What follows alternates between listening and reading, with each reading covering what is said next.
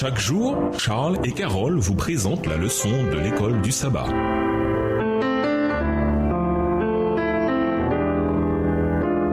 Bienvenue dans votre émission. Dieu nous parle. Nous voilà à la leçon de vendredi. Pour aller plus loin, voici une description saisissante d'une église locale dont les membres sont de fidèles gestionnaires des affaires de Dieu sur terre. La vision de la gestion chrétienne de la vie pour les églises adventistes du 7e jour dans le monde entier. La scène se passe dans un futur indéterminé. Les pasteurs et les dirigeants des églises locales ont réussi à créer un environnement de gestion fidèle dans l'église. Ils ont enseigné, formé, soutenu et encouragé les membres d'église à gérer leur argent selon les principes bibliques. Les gens mettent ces derniers en pratique dans leur vie. Leur générosité augmente, ils économisent régulièrement en cas d'imprévu et ils sortent peu à peu de l'esclavage des crédits à la consommation. Leur mode de vie est marqué par la modération, la discipline et le contentement. L'argent n'est plus un dieu rival et ils grandissent dans leur relation avec le Dieu créateur. Nous sommes sabbat matin et les gens arrivent pour le culte. Dans leur allure, on perçoit un sentiment de paix, une absence d'angoisse quant aux questions financières, un sentiment omniprésent de contentement et de gratitude. Les conflits conjugaux à propos de l'argent ont été quasiment éliminés. Tous entrent dans l'adoration avec un sentiment d'anticipation et d'attente de la présence de Dieu et de son action parmi eux. Les ministères de l'Église sont financés dans leur intégralité et leur impact est grand. L'amour de Christ s'étend aux nécessiteux de manière concrète et palpable. Des fonds sont disponibles pour construire des bâtiments d'église qui soutiennent les ministères et les entretenir avec excellence. La question qui nous est posée à tous est la suivante. Qu'est-ce que Dieu nous appelle à faire des ressources qu'il nous a confiées? À méditer, parler de la manière dont nous devons comprendre deux enseignements très clairs, le salut par la foi et une récompense selon les œuvres. Comment accorder ces deux notions? Pourquoi apprendre le contentement de ce que nous avons aujourd'hui ne veut-il pas dire pour autant que nous ne pouvons pas chercher à optimiser notre situation financière? Autrement dit, pourquoi ces idées ne sont-elles pas forcément incompatibles? Il ne fait aucun doute que l'éternité nous attend. Quel choix faisons-nous aujourd'hui, y compris de petits choix qui contribueront à déterminer l'endroit où nous passerons l'éternité? Au revoir. Et à demain si Dieu veut.